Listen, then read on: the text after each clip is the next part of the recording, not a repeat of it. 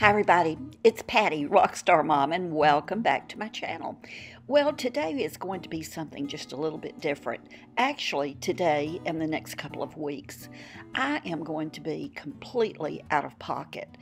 So I was thinking about something I could do that might be just a little bit different. And what I decided to do was play a couple of favorite reruns. Now, we watch reruns of our favorite TV shows all the time, so why not watch a rerun or two, or maybe even three, of some of my favorite Rockstar Mom videos. I know that so many of you are new, and some of you probably have been with me for a while, and one reason or another you have forgotten about these videos. The first one is going to be a video that I did about 3 years ago. It was on what I eat, because I think most of you are aware that I am a very strict vegetarian. I have been for many years, and a lot of people, when they hear that word vegetarian or vegan, they really don't know, they don't understand it. They think there's just an awful lot of restrictions, when in fact really there aren't. So in this video I address basically how I eat and what I eat. This video is about 4 years old, and I look a little bit different. I think I look younger in this video than I do now. At least I can certainly see the differences. You'll notice I'm wearing my readers, which I had pretty much started wearing all the time. This was before I had my cataract surgery. So here's what I would like. I would love to hear from you in the comments below whether or not you have a certain way of eating. Do you do something different? Are there certain foods that you avoid or include in your diet? Do you do intermittent fasting? Do you do keto? Are you a vegetarian too? Or are you a vegan? What do you do for you? Okay, I hope you enjoy the first in this little short series of Rockstar Mom reruns. I think I've picked some really good ones for you. Again, I know some of you may have seen them already, but I bet most of you have not seen them at all. And they're probably answers to some questions that you've had about me and my channel and what I'm doing here on YouTube at this stage of my life. So sit back, relax, and enjoy. I'll just call this the best of Rockstar Mom. Bye-bye. I love you. And don't forget to go out and be kind. Be kind today, okay? Love you. Bye-bye. Hi everybody, it's Patti, Rockstar Mom, and over the past couple of years, many of you have asked on different occasions about me being a vegetarian. So I thought I would just answer some of those questions. If you're interested, stay tuned.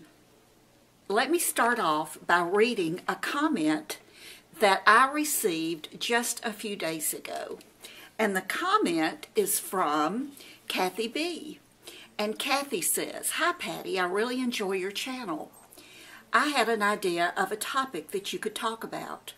You have mentioned that you are a vegetarian. I would love to hear about that. Foods you make, how you handle social eating situations out, at someone else's house, or having guests to your house for meals.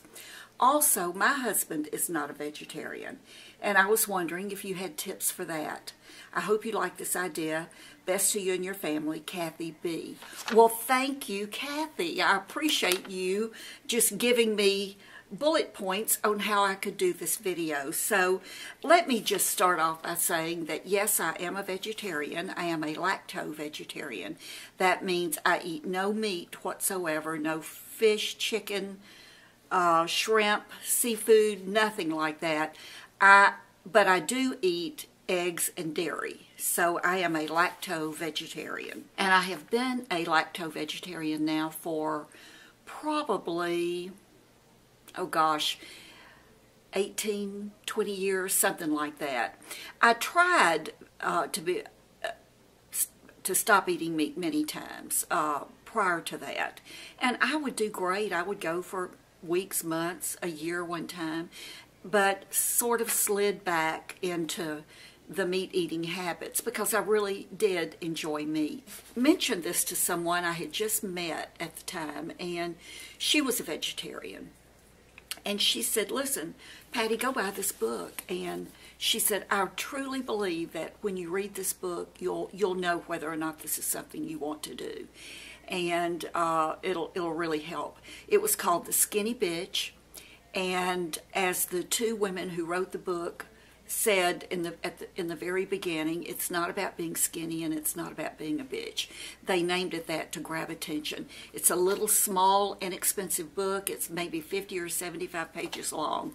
I started reading it.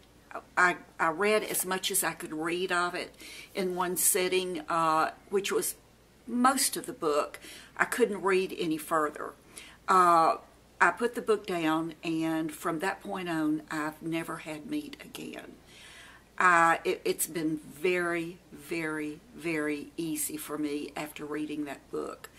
I've loaned that book out many times, and finally, the last time I loaned it out, I told the person I loaned it to, just take it, and, you know, if you want to pass it on to someone, pass it on, and tell that person to pass it on. Just keep it going. So I have no idea who has that book or how many people it's gone through, but it's one of those things that you read or you see, and it's definitely life-changing. So it was that for me. I am tempted from time to time. If I told you that I was not tempted, I would be lying. It's not very often at all. I go months without thinking about eating meat, but every once in a blue moon I'll see something that just looks good or smells good, and I think, maybe I'll cheat. And then it's almost like I don't have to take another breath. I go to myself, no, I don't think so. It's just been that easy for me once I read that little book. So if this is something that you're serious about, that you think maybe you want to do for whatever reason, I suggest that you look that book up. It's probably on Amazon. Let's get back to Kathy's questions. She says she would love to hear about foods that I make. Well, I'm not a cook. I am a cook, and I can cook, and I am a good cook, but rarely do I cook. My husband is the cook in our household. He grocery shops, he cooks. He pretty much plans the menus, actually. Sometimes I go to the grocery store with him, but he does the bulk of the cooking. When I first met him almost 5 years ago, on our very first date, we met for lunch. And I told him right off the bat, I said, you know, I'm going to tell you something about me that could be a deal breaker. And if it's something that you do have a problem with, or you think you might ever have a problem with, you need to tell me right now, because this is something that I practice, that there is nothing, no one or no thing that can ever make me change my mind about it. And when I told him, he just smiled and said, I think I can deal with that. I think I can handle that. You don't have to worry about it. So, and I can tell you that in those early days, he really struggled. And he asked me a lot about, you know, what do you like to eat? What can you eat? How does it need to be prepared? And what we found, and what I convinced him that he could do, is whatever he's going to make for the meal, just, you know, don't cook a meat portion for me. If there are vegetables, just make sure there's not bacon grease or a ham hock or anything like that in it. So that's what he did. He makes a wonderful marinara sauce that is to die for, and he makes up a great big stew pot of it, and we freeze it in individual portions. And when he gets it out to use it, he divides his part out at that point, and he'll ground up some ground beef, and then put the ground beef in his portion and cook it for a few minutes so that the flavors mingle. And then he has that on his pasta or whatever he's having. I have the plain marinara on mine, and it works perfectly. He does chicken enchiladas that are to die for. And the same thing, he gets it up until the point that he puts the chicken in it. And then he'll take mine out and put the chicken in the rest of it. Makes my enchiladas without the chicken. Cooks them in a separate dish. Perfect. So many, many times, just every day, Monday through Friday, for instance, we have a salad for dinner every night. And almost every single night. And he may have a pork chop. He may have a piece of beef or a piece of chicken. And whatever vegetables that he has on the side is what I'll eat with the salad and the bread if we happen to have bread. So it's just never been a problem with us. I will say that we've been married, we knew each other for a year. We've been married almost 4 years, and he has never one time even indicated that he might want me to eat meat. He's never, as a matter of fact, when we're traveling even, and it's a new place and we're sort of looking for restaurants, he will get online and call ahead to restaurants to see if they have a vegetarian menu. We've even had chefs, or he has had chefs say, oh, you know, we really don't have that much, but I would love to make something for her. Just if you make the reservation, you know, indicate that she's a vegetarian and I'll make something special. And they always do, and it's always wonderful. How do you handle social eating situations out at someone else's house or having guests to your house for meals? Okay, good question, Kathy. Social evening eating situations out, I'm assuming that's not a restaurant, but maybe a banquet. Or if it's a banquet, what I always did prior to meeting him and what we do now is we just let whoever it is know that I am a vegetarian and that I need a vegetarian meal. And they always cater to that, always. In fact, I found that I'm never the only vegetarian. There are other people eating the same meal I'm eating, so that's not a problem. We're patrons of the arts here, so before every performance, there is a cocktail hour for the patrons. And there have been a couple of times when whoever catered it it was predominantly meat. Maybe there was a cheese tray, and that would be, or some fruit, and that would be the only thing I could eat. And that's okay. I try to always eat a piece of cheese before I go to something like that, or maybe I'll eat a tablespoon of peanut butter or almond butter, just something so that I have something on my stomach, just in case there's not anything that I can eat. I can, you know, I'm not going to be hungry. I don't think I'm going to starve to death. If I didn't prepare for it and then I didn't eat anything there, trust me, I wouldn't starve to death. I'd be okay. Someone else's house. Generally speaking, when we're invited, if I'm fairly certain that person doesn't know that I'm a vegetarian, I will casually mention, you know, I hope it's okay. I hope it's not an inconvenience, but I am a vegetarian. And I'll say, you know, but if you're going to have a salad, that would be perfect for me. If you're having salad, that is all I need. And most times there is a salad involved or a baked potato. Something really cute that just happened a few weeks ago. I have a dear friend.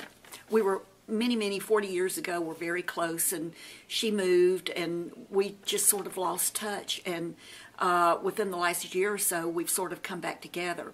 And a few weeks ago, we were in the town where they now live, and so I called her to let her know we were going to be there, and would they like to go to dinner with us on Friday night? And they said yes, she and her husband. So they met us for dinner at a restaurant, and at the end of the dinner, we just had the best time. And she said, you know, Patty, I would love to invite you and Jim to dinner tomorrow night. She said, but I don't have a clue what to cook for you. I mean, I just don't have any clue whatsoever. And I said, well, you know what if I ate meat, what would you serve? And she said, well, I make a pretty mean chicken cacciatore. And I said, oh, okay, what would you serve with it? And she said, Well, for sure a salad and maybe a baked potato or a vegetable and bread and dessert. And I said, you know what? You make your chicken cacciatore, I'll have the salad, I'll have the vegetables, or if it's a baked potato, for sure a baked potato. I'll have bread and I'll have dessert and I'll be as happy as I can be. And she went, oh, okay, I can do that. So we went to their house for dinner, and Jim said the cacciatore was to die for. And I truly loved my salad and baked potato and bread and dessert. So it just works. I think people who are not around vegetarians at all really are confused about it. So, and okay, having guests to our house for meals, well, that's really easy because, again, my husband will do basically the same thing he does when it's just the two of us. He prepares things that have meat most of the time. Sometimes we have vegetable lasagna, but he'll prepare something that has meat, and I'll just eat everything else. A few months ago, we had two other couples over, and he was going to make steaks on the grill. Salad, baked potato, that type of thing. So we had been to Springfield. There are a couple of restaurants in Springfield that are a little bit different in cuisine from each other, but they're owned by the same person, and the food is just wonderful at both of them. So we sort of switch off when we go to Springfield. But both of them serve an appetizer that is a fried portobello mushroom. It's breaded in flour and egg and panko and then deep fried. But they take the mushrooms about this big and they cut them in narrow strips and then do the battering and do the deep frying, and they serve them to be dipped into horseradish sauce. So it's one of my favorite things ever, anywhere ever. I always get it when we go there. So Jim one day said, you know what, I think I can make that. So he made it, and his is every bit as good as theirs. This particular night they were having steak, and he made those, and he just made them a little bit early and put them in the oven to stay warm. And it came time to serve dinner, to sit down for dinner, and he pulled those out for me. And it was like everybody was looking over at my plate and going, what is that? And I told them, you know, what it was, and I offered them a piece. They all took a piece, and all four of them said, or the four of them all said, we would have eaten that. I mean, that would have been fine for us. That's delicious. So it's something just, you know, that easy. Okay, my husband is not a vegetarian, and I was wondering if you had tips for that. Well, I told you about usually our dinner meals that, you know, he has the meat, I have everything else. But also, you know, there are many vegetables that are so much better if they have some kind of meat seasoning in them, like beans and turnip greens. And I love those things, but obviously I'm not going to have pork seasoning in them. So we use soy bacon, and I love soy bacon.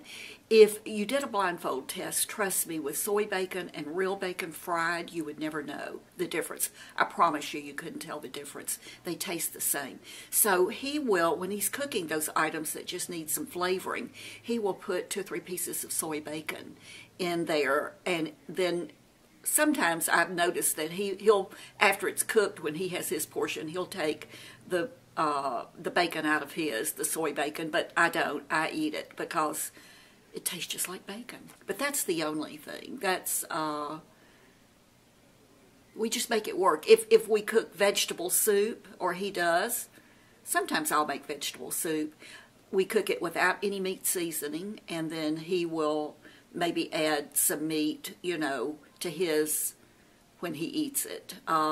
Chili, same thing. He'll make vegetarian chili, and then he may brown up some ground beef for his to put in his, and cook his just a little bit longer with the ground beef in it. But it just works. It is just not a problem at all. I think those are the questions that Kathy asked. One of the questions that almost every single person that I meet, when they find out I'm a vegetarian, the one thing they always ask is, well, Patty, how do you get your protein?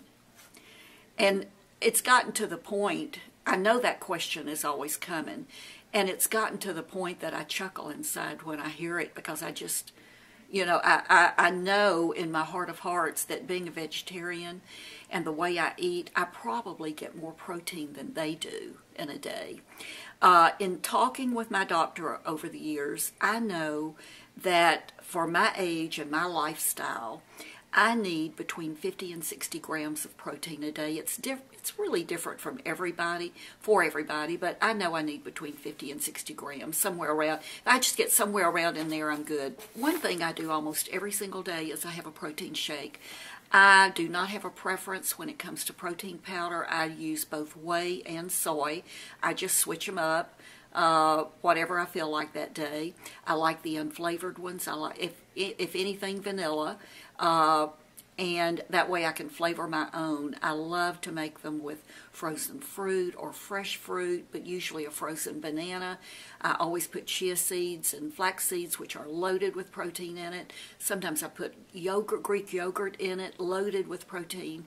I could probably get most of my protein in a smoothie if I wanted to. It would be real easy to do.